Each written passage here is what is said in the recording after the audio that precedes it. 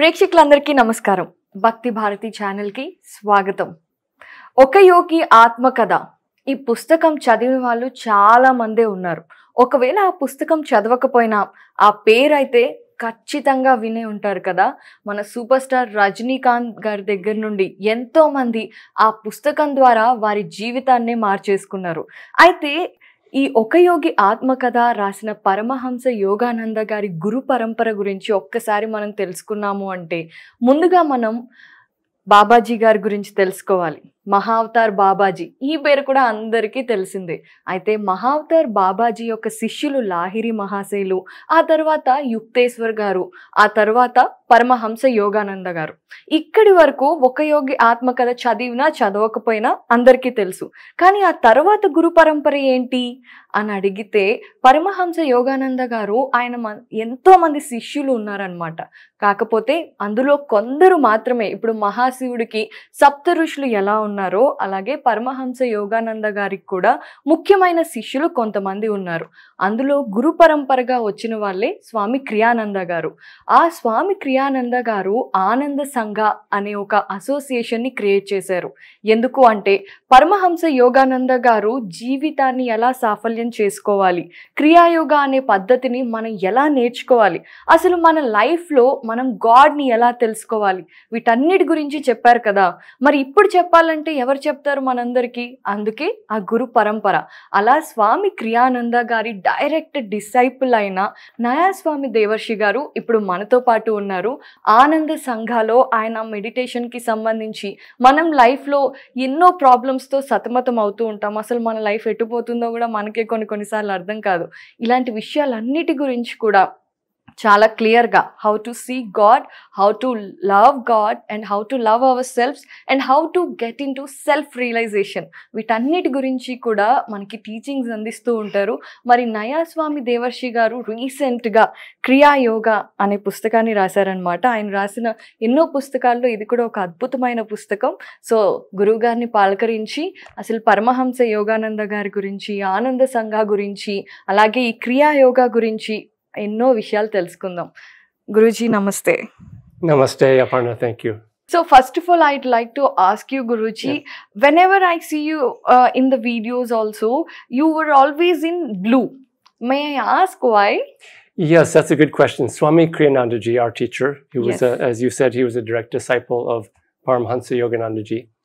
He felt that the renunciate approach of this age needed to be a positive approach to renunciation rather than negative. He called it a bliss affirming rather than a life negating renunciation. And so he founded the NayaSwami order, the new Swami order, where it's not about what you reject. I don't do this, I don't do that, which is no, no, no, which can be negating and can bring the energy down. And his approach was God affirming and giving our lives to God actively in meditation, in service, in complete self-offering and selflessness. And so this NayaSwami order, he tuned into, meditated on this color of blue, which is more of an expansive expression and an expression of this positive approach to renunciation in this NayaSwami order. Okay, and it's also a color of Krishna. Yes, it is. You know, I was with a very small child, 2 years old, in South America, and she looked at my blue. She pointed to it, and she didn't know anything about God, about Krishna. She didn't even speak English. And she said something to her mother, and she pointed to this blue, and the mother was very taken aback. And I asked what this little child said, and she said, this little girl said, pointing to this blue, that is the color of God. So children know, they know. No one trained her or taught her. Yeah. She had just been with God on the astral plane. And she said, that is the color of God. So it's also the color of Krishna, as you say. First of all, I would like to ask about one thing, because which is really curious. Everybody's curious about this question, which I'm going to ask you. You being a foreigner, generally a lot of people are into materialistic world, even me and a lot of us, right? We have some goals and we want to achieve, and we have some dreams, Right. but being into such materialistic world, how come you got into this journey? You know, I came at a young age And while I was a youngster, I was a teenager. May I know what's your age at that point of time? My age when I first started seeking truth, higher realities, I was about 17 years old. I was in high school. And I was coming out of an era that's really similar to right now, where young people at that time in the 1970s were rejecting what our elders had done with this world. And we saw that our parents in their generation, they had achieved some material happiness and success, but they weren't very happy people. And we knew that we wanted something more. And so we were seeking, much like many young people in India right now. This was in America, of course. And in that seeking, I also I wasn't satisfied with the church or the religion I was brought up in. And we were seeking in many ways in that time.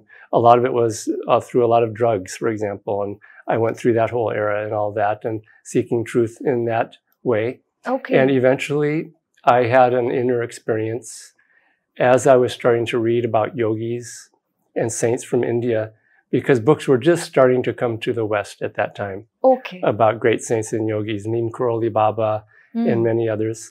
And as I was reading about them, I had an experience of God. What was the experience? I just had an overwhelming experience of divine bliss. And it was so strong. And I was reading about these saints having an experience of joy. And I knew at that moment, I was 17 years old, I knew at that moment that this is God. And only later did I come to Anandasangha, which is the expression of God as Satchitanandam, ever new, ever conscious, ever existing divine bliss. And I think these samskars were brought from past lifetimes for me, awakened by these books and beginning to meditate. And at that moment, I made a solemn vow that I would spend the rest of my life as a yogi seeking God. And at such young age? Yes, and keep in mind, I had never met a yogi at that point. This was all just from, I think, past life experiences that were brought up. The karma that you coming through. And this is unusual, but my seeking was not unusual in the sense that I knew there was something more than material seeking. Right. And just finding fulfillment outwardly. I had gone through the whole drug scene and knew that it was not that too. And then I had this divine experience, and then I knew this is what my life is going to be. So that's how I started on this journey. Okay. After listening to this, I have two questions. I'll put up this way. The first question. See, basically, in the Western countries, there's only one God called Jesus Christ. Yeah. And, even in the Bible, it was like, it's only me. Yeah. That's how the teachings are, right? And how did you find interest and belief, especially belief in the yogis, even after reading the books? Because belief is a very strong thing. When you believe in one thing, it is very hard to shift your belief system. Yeah. I think as a youngster, I didn't believe in the religion that I was brought up in.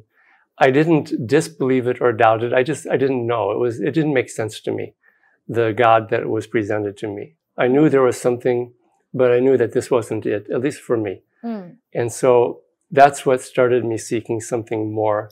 And then I had that experience. And for me, when I had that experience of divine joy, at that point, it was no longer belief. It was experience and knowing that this is God, and this is what I'm going to spend the rest of my life seeking, to have that joy at all times, not just as a single experience. Correct. And I understood that meditation could give that self-realization of being in that joy at all times. So. Yes, but there are many types of meditations from how you can see God, right? Yeah. So, Paramahamsa Yogananda Guruji always compared the Indian system, and also he brings out Jesus Christ as a topic. Yeah. He involves every God as one God. So, is it also one reason that you choose Paramahamsa Yogananda? You know, it wasn't a conscious choice. Okay. Where it wasn't based on reason of, oh, this teacher teaches it this way and I want to do it this way. It was as soon as I read Autobiography of a Yogi, I had been seeking a guru. I knew that I needed a guru and I didn't know who that was. And I was seeking. In those days, we didn't have the internet. So nowadays it's very confusing. You go on YouTube and you see all kinds of things and people making all kinds of stories and claims. In those days, it was very limited and very narrow, and you only had to hear about it from people. You just couldn't search anywhere. But as soon as I read Autobiography of a Yogi, in fact, as soon as I saw his photo on the cover, I knew this is my guru. And then it took me a few years to find Ananda village with Swami Kriyananda. But I came to Ananda village, and I came to Swami Kriyananda in 1977. And as soon as I stepped on the grounds and met the people there, I knew this is my spiritual family, my home, and I never looked back from there. There are many spiritual yogis, which Paramahamsa Yogananda Guru discusses in the process of his spiritual path he met. So who is your favorite guru?